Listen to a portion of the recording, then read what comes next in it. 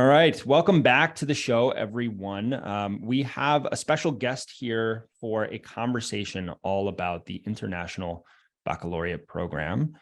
Joining me today is Marie Vivas. Hi, Marie. Welcome to the show. Hi, Ian. Thank you for having me. Now, we have just met, but our producer, Jen Simons, has told me that you are wonderful and that she is incredibly jealous of all the time that I get to spend with you here on the show today.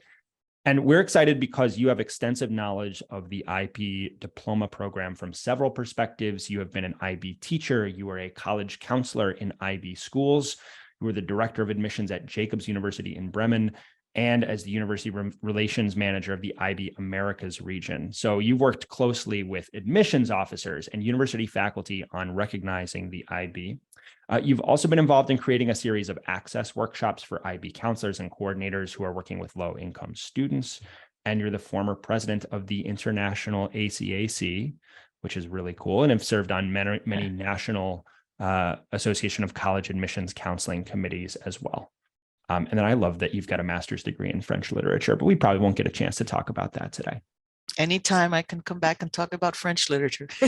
That would be wonderful. Maybe we can, we've got other hosts who are more versed in that stuff, and I think that they would be terrific.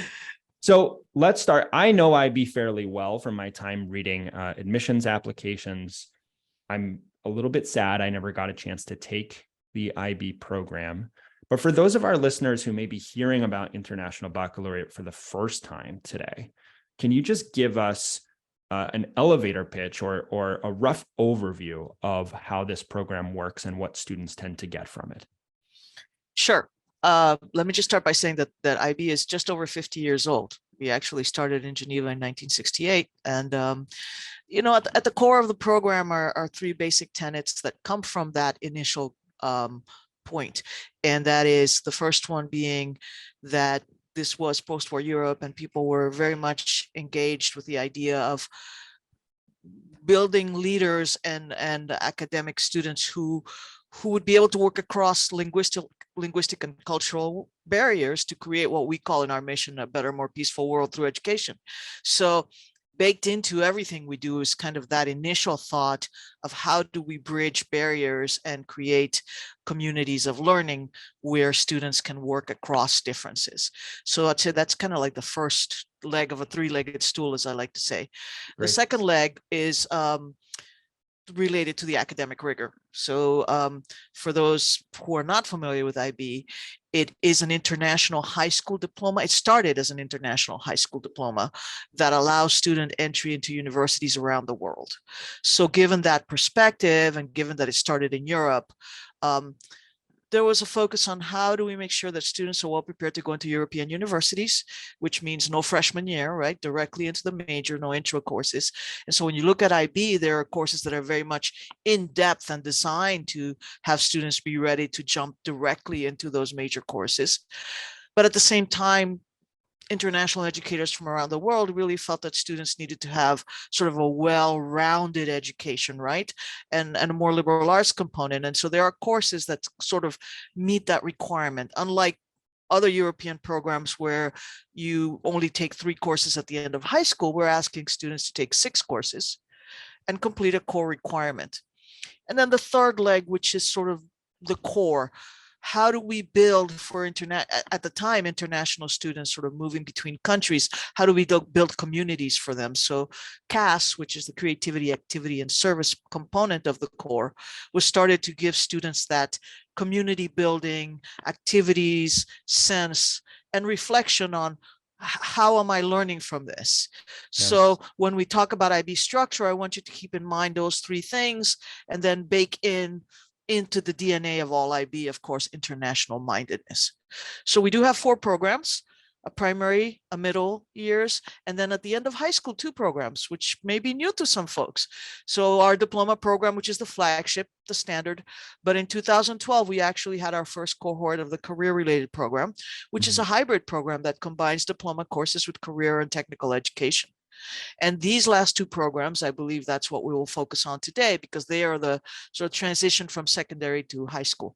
So just very quickly, when we ask students to do an IB diploma, we ask them to do 6 courses. Right. in 6 academic groups. So, sort of native language, language acquisition, social sciences and humanities, science, mathematics, and the arts. So they do a course in each one of those. And they do something that we call the core. And the core is kind of the secret sauce of IB. I think that's what universities love about the IB. So they do an extended essay, which is a 4,000 word research paper. They do a course called Theory of Knowledge, which is really sort of the academic anchor of IB. How do we learn? How do we think critically about knowledge? How do we apply knowledge ethically? And that course is a course that then anchors to all of the 6 academic areas. And then the third piece is CAS, which I've already discussed. But a lot of people are confused because we have higher level and standard level courses. Yes. Yeah. That goes back to my introductory point. The higher level courses are really designed to be those in-depth courses. So a student can jump directly into a major without an intro course. And it assumes that the student has had all that preparation. So if a student's taking a higher level biology course, maybe they're a pre-med student or they want to study, biochemistry or something like that, they will take a higher level in that subject where they're stronger. So the higher level courses are very in-depth, and I think that they really are for the students who are passionate about a subject or highly interested in a subject. And then the standard level courses are us saying, you can't just take the things you love. You need to stretch, you need to learn more. And so we're going to ask you to take these courses that are slightly less in depth, but equally rigorous. Right. Right. And that will balance out your learning. So that's kind of like a bird's eye view of the diploma.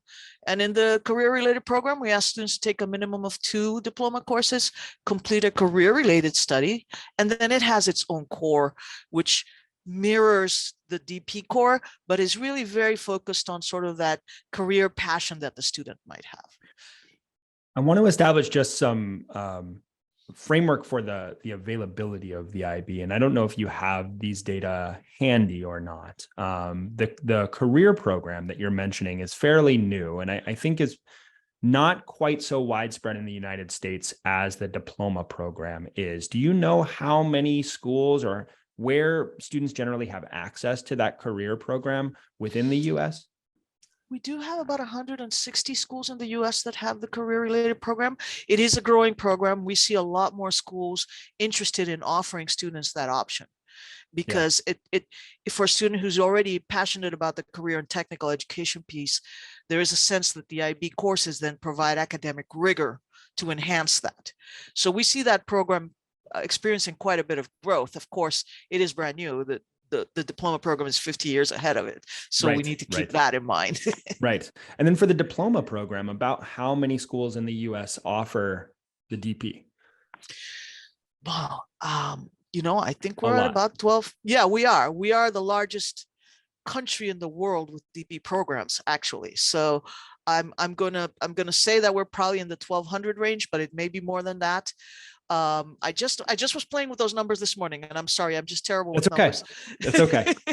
I want to give people an idea of the scale of this program, because I think initially in its founding, it was certainly more international. And I don't want people to get the impression that this is something that you do only if you're interested in going to school in Europe or if you are living abroad, but that this, in fact, is a wonderful, complete curriculum in many ways that I think students can take in the US and that they can use it to be competitive applicants for American colleges and universities as well.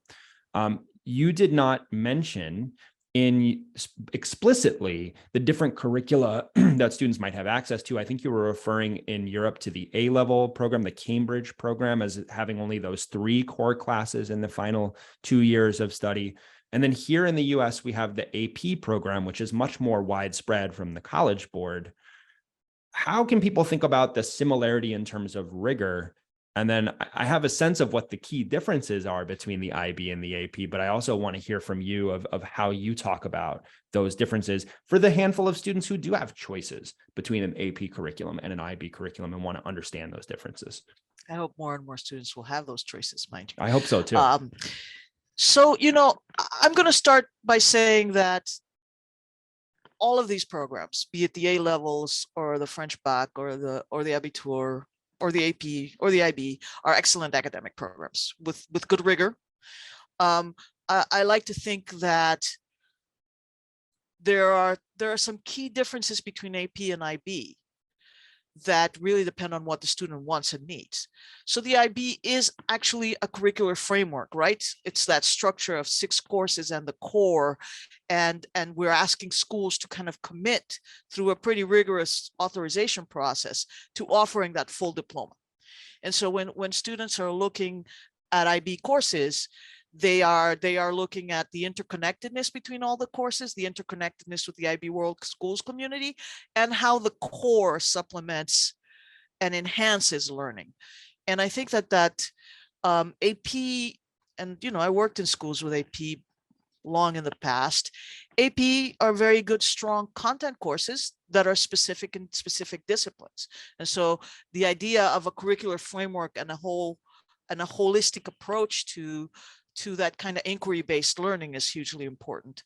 I think that the other sort of big difference between AP and IB is that IB really does want students to go through the whole experience of the course. So we actually evaluate students not just with the final exam, which is what most people think the IB is about, because everybody's always talking about IB exams, but we have internal assessments that are going on as part of coursework and other assignments that we give students to complete that are also part of that final grade. So we're saying to students, like we say to schools, you have to commit through the whole process. You have to acquire the skills. You have to show your work along the way, and you'll be taking a final summative assessment. So I think that I think is something that is quite unique to IB. And I think it's an important part of developing the time management skills, the communication skills, the writing skills that really help them in the first year of university be well prepared for the rigors of that type of course. And Yeah, that's the special part of IB. Especially highlighting writing, I think, is a big part of what I saw from applicants who had come from IB programs, is just that strength of their writing and communication was really clear, even when measured against other students from rigorous programs. I also think it's important to highlight the fact that for IB, you mentioned that there are 6 courses that you take across the major subject areas, which map very well onto what we would consider the core academic solids when we talk about, choosing your high school curriculum. But these are classes also that you take for 2 years, right? So you're going to do 2 years of the science that you've chosen, 2 years of the art program that you've chosen. What do you say to students who feel like there's perhaps a lack of flexibility and choice that you would get from an IB curriculum? Does it feel complete in the way that a more a la carte approach that you might get from AP feels complete? Like, how would you respond to that potential critique from a student about choice? Well, I think that's an interesting question, because I would say that the choice is in the wide variety of courses that we offer in all the different program areas. So, there's 10 or 15 courses in the social sciences and humanities. There's over 100 languages offered both in native and acquisition. And so students do have quite a bit of choice coming into the program. But yes, the commitment to 2 years is important, because it does provide that in-depth experience, academic experience, and also the opportunity to develop skills. What I loved hearing from my students when I was a counselor was, oh yeah, I could read 300 pages in 2 days and be ready for the class. I could write that paper that was required, 1,000 words in 2 or 3 days. I had those skills because I had gone through the experience of IB courses. And over 2 years, that's what it takes to really prepare, right, a student to do these things well. And the other piece is, of course, you are allowed to take 2 of your standard level exams in junior year if you're ready. So a student, for example, coming in with very strong math or very strong foreign language might take a standard exam in junior year in one of those subjects, and that might free them up then to take something else during senior year. And I know that the CP is new to people, but that offers that incredible flexibility, right? Of saying, I want to take 3 or 4 diploma courses, and I want to spend my time building catapults or, working on the farm, because I'm doing that career pathway. So I think the IB has moved in the direction of offering a program that has the flexibility and a program that is much more traditional in terms of how students become well-rounded. That's great.